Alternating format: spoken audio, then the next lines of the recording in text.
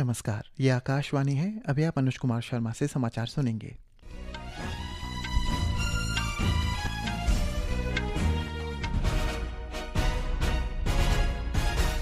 पहले मुख्य समाचार। प्रधानमंत्री नरेंद्र मोदी ने राजस्थान के बालोतरा में भारत का पहला ग्रीनफील्ड इंटीग्रेटेड रिफाइनरी और पेट्रोकेमिकल परिसर देश को समर्पित किया। उन्होंने जोधपुर एयरपोर्ट के नए टर्मिनल भवन का भी उद्घाटन किया। राष्ट्रपति द्रौपदी मुर्मू ने उस्मानिया विश्वविद्यालय हैदराबाद के रसायन विज्ञान विभाग के सेवानिवृत्त प्रोफेसर डॉक्टर शिवराज को अरुणाचल प्रदेश के दोईमुख स्थित राजीव गांधी विश्वविद्यालय का नियमित कुलपति नियुक्त किया। अरुणाचल प्रदेश के विधि मंत्री केंतो ज्यूनी ने केंद्रीय सड़क परिवहन एवं राजमार्ग मंत्री नितिन गडकरी से आकाजान लिकाबाली बामे सामरिक सड़क परियोजना के निर्माण और रखरखाव की जिम्मेदारी सीमा सड़क संगठन बीआरओ को सौंपने का आग्रह किया। अरुणाचल बुलेट क्लब ने stand in solidarity reach beyond अभियान के तहत कई पान्योर जिले के पौसा गांव के बाढ़ प्रभावित लोगों की सहायता के लिए राज्यव्यापी दान अभियान आयोजित किया। सरकार ने बड़े पैमाने पर पायरेसी की रिपोर्ट मिलने के बाद मैसेजिंग प्लेटफॉर्म टेलीग्राम को नोटिस जारी कर 15 दिनों के भीतर रिपोर्ट देने को कहा। भारत और इजरायल के बीच द्विपक्षीय निवेश समझौता आज से लागू। भारत और इंग्लैंड के बीच दूसरा T20 अंतर्राष्ट्रीय क्रिकेट मैच आज मैनचेस्टर में खेला जाएगा और फीफा विश्व कप में आज रात 10:30 बजे से कनाडा का सामना मोरक्को से होगा। अब समाचार विस्तार से। प्रधानमंत्री नरेंद्र मोदी ने आज राजस्थान के बालोतरा में लगभग 1,06,000 करोड़ रुपए की विकास परियोजनाओं का उद्घाटन और शिलान्यास किया। ये परियोजनाएं पेट्रोकेमिकल्स, शहरी परिवहन, रेलवे, सड़क, नवीनीकरणीय ऊर्जा और विद्युत पोषण सहित कई क्षेत्रों से जुड़ी हुई है। प्रधानमंत्री ने बालोतरा में पचपदारा में भारत का पहला ग्रीनफील्ड एकीकृत रिफाइनरी और पेट्रोकेमिकल परिसर राष्ट्र को समर्पित किया। ये देश के ऊर्जा और पेट्रोकेमिकल क्षेत्र में एक ऐतिहासिक उपलब्धि है।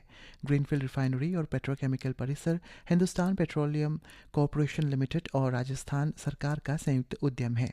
प्रधानमंत्री ने एक जनसभा को संबोधित करते हुए कहा कि रिफाइनरी हजारों लोगों के लिए रोजगार का माध्यम बनेगी। आज इस रिफाइनरी को देश को समर्पित किया गया है। ये रिफाइनरी यहाँ हजारों लोगों के रोजगार का माध्यम बनेगी। मैं राजस्थान के युवाओं को इस रिफाइनरी की विशेष तौर पर बधाई देता हूँ। आज का दिन साक्षी है कि बीजेपी सरकारें परियोजनाओं को सिर्फ शिलान्यास करके नहीं छोड़ती है, बल्कि हम उन परियोजनाओं को पूरा करने के लिए भी दिन रात एक कर देते हैं। इससे पहले प्रधानमंत्री ने आज जोधपुर हवाई अड्डे के नए टर्मिनल भवन का उद्घाटन किया। 480 करोड़ रुपए की लागत से तैयार यह नया टर्मिनल भवन प्रतिवर्ष 20 लाख यात्रियों की आवाजाही के लिए डिजाइन किया गया है। श्री मोदी ने संशोधित उड़ान योजना का भी शुभारंभ किया है। प्रधानमंत्री ने कहा है कि देश के नागर विमानन परिदृश्य में इस महत्वपूर्ण योजना से उड़े देश का आम नागरिक पहल को बल मिलेगा। जोधपुर से ही आज उड़ान योजना के नए चरण की भी शुरुआत हुई है। इसके तहत छोटे छोटे शहरों और दूर दराज के क्षेत्रों को एयर कनेक्टिविटी से जोड़ा जाएगा। साथ ही अब जयपुर में मेट्रो का विस्तार भी होने जा रहा है। राष्ट्रपति द्रौपदी मुर्मू ने उस्मानिया विश्वविद्यालय हैदराबाद के रसायन विज्ञान विभाग के सेवानिवृत्त प्रोफेसर डॉक्टर शिवराज को दोईमुख स्थित राजीव गांधी विश्वविद्यालय का नियमित कुलपति नियुक्त किया है।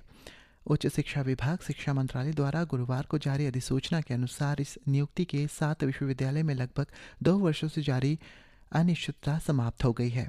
उप सचिव श्रेयर भारद्वाज द्वारा जारी अधिसूचना के अनुसार डॉक्टर शिवराज की नियुक्ति कार्यभार ग्रहण करने की तिथि से 5 वर्ष की अवधि अथवा उनके 70 वर्ष की आयु पूर्ण होने तक जो भी पहले हो के लिए की गई है। अरुणाचल प्रदेश के विधि मंत्री केंतो ज्यूनी ने केंद्रीय सड़क परिवहन एवं राजमार्ग मंत्री नितिन गडकरी से आकाजान लिकाबाली बामे सामरिक सड़क परियोजना के निर्माण और रखरखाव की जिम्मेदारी सीमा सड़क संगठन बीआरओ को सौंपने का आग्रह किया है। उन्होंने कहा है कि इस परियोजना को बीआरओ को सौंपने से इसका शीघ्र निर्माण और टिकाऊ रखरखाव सुनिश्चित होगा। साथ ही इससे दीर्घकालिक राष्ट्र सुरक्षा हितों की रक्षा होगी और क्षेत्र में लोगों के स्थायी सामाजिक एवं आर्थिक लाभ प्राप्त होंगे। Arunachal bullet club stand in solidarity rich beyond अभियान के तहत कई पान्योर जिले के पोसा गांव के बाढ़ प्रभावित लोगों की सहायता के लिए राज्यव्यापी दान अभियान आयोजित किया गया।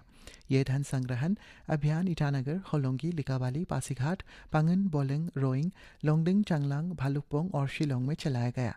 एकत्रित धनराशि इस महीने की 8 तारीख को याचुली विधायक तोको तातुंग को सौंपी जाएगी ताकि पोसा गांव के प्रभावित परिवारों को इसका वितरण किया जा सके। व्यापक पायरेसी की खबरों को देखते हुए सरकार ने मैसेजिंग प्लेटफॉर्म टेलीग्राम को नोटिस जारी किया है। सरकार ने टेलीग्राम को पायरेटेड फिल्मों और ओटीटी कंटेंट के खिलाफ तत्काल कार्रवाई करने का निर्देश दिया है। आधिकारिक सूत्रों के अनुसार प्लेटफॉर्म को 15 दिनों के भीतर कार्रवाई रिपोर्ट देने को कहा गया है। इस कदम का उद्देश्य भारत की रचनात्मक अर्थव्यवस्था, फिल्म उद्योग, प्रसारकों, ओटीटी प्लेटफॉर्म निर्माताओं और विक्रेताओं की रक्षा करना है। गृह मंत्रालय ने पाकिस्तान स्थित 23 व्यक्तियों को गैरकानूनी गतिविधियां रोकथाम अधिनियम यूएपीए के तहत आतंकवादी घोषित किया गया है। ये लोग जैश ए मोहम्मद, लश्कर ए तैयबा और अन्य संगठनों से जुड़े हुए थे।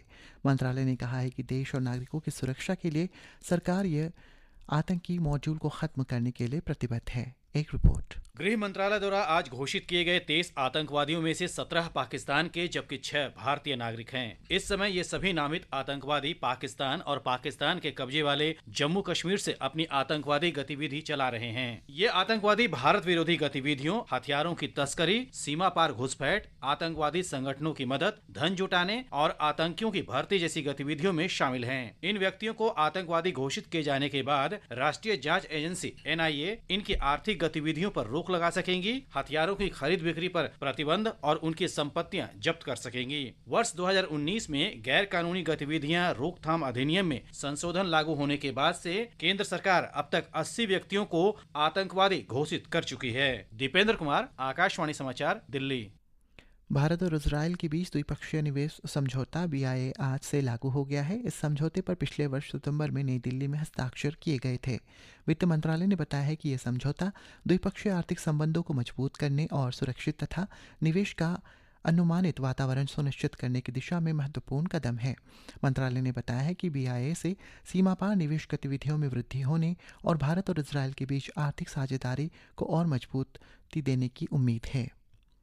भारत ने भूकंप प्रभावित वेनेजुएला में भारत सेना की एक विशेष चिकित्सा टुकड़ी तैनात की है। वेनेजुएला के विदेश मंत्री इवान गिल ने भूकंप पीड़ितों की सहायता के लिए भारत सरकार और प्रधानमंत्री नरेंद्र मोदी के समर्थन और सहयोग के लिए आभार व्यक्त किया। उन्होंने आज भूकंप प्रभावित लोगों के इलाज के लिए ऑपरेशन अमस्ताद के तहत स्थापित भारतीय सैन्य फील्ड अस्पताल का दौरा किया। यह अस्पताल वेनेजुएला के लोगों को 24 घंटे मुफ्त चिकित्सा सेवाएं प्रदान कर रही है। और अब खबरें खेल जगत से। क्रिकेट में भारत और इंग्लैंड के बीच 5 मैचों की T20 श्रृंखला का दूसरा मुकाबला आज मैनचेस्टर में खेला जाएगा। भारतीय समय के अनुसार मैच शाम 7 बजे से शुरू होगा। श्रृंखला का पहला मैच बारिश के कारण रद्द हो गया था। फीफा विश्व कप में कोलंबिया ने घाना को 1-0 से हराकर राउंड ऑफ 16 में प्रवेश कर लिया है। अब अगले दौर में उसका मुकाबला स्विट्जरलैंड से होगा। वहीं मौजूदा चैंपियन अर्जेंटीना ने अतिरिक्त समय तक चले रोमांचक मुकाबले में कार्बो वर्डे को 3-2 से हराकर अंतिम 16 में जगह बना ली है। अर्जेंटीना के लिए लियोनेल मेसी ने टूर्नामेंट का अपना 7वां गोल किया। दूसरी ओर मिस्र ने ऑस्ट्रेलिया को पेनाल्टी शूटआउट में हराकर अगले दौर में प्रवेश किया। विंबलडन टेनिस प्रतियोगिता में 7 बार के चैंपियन नोवाक जोकोविच ने अपने करियर की 105वीं जीत दर्ज करते हुए रोजर फेडरर के सर्वाधिक मैच जीतने के रिकॉर्ड की बराबरी कर ली है। जोकोविच ने फ्रांस के आर्थर रिंडरकनिच को हराकर प्री क्वार्टर फाइनल में जगह बनाई। विश्व नंबर 1 यानिक सिनर भी तीसरे दौर का मुकाबला जीतकर अगले चरण में पहुंच गए हैं। शतरंज में भारतीय ग्रैंड मास्टर आर प्रज्ञानंद ने क्रोएशिया ग्रैंड चेस टूर के रैपिड वर्ग में शानदार प्रदर्शन करते हुए अपने तीनों मुकाबले जीत लिए हैं। इसके साथ ही वे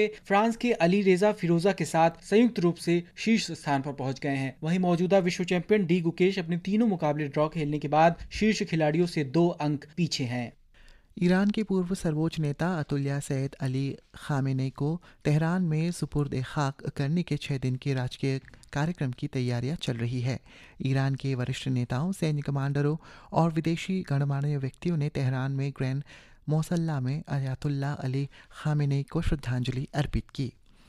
वाणिज्य और उद्योग मंत्री पीयूष गोयल ने कहा है कि खिलौनों के आयात में भारी गिरावट आई है और घरेलू खिलौना बाजार में देश में ही बने उत्पादों की हिस्सेदारी बढ़ गई है।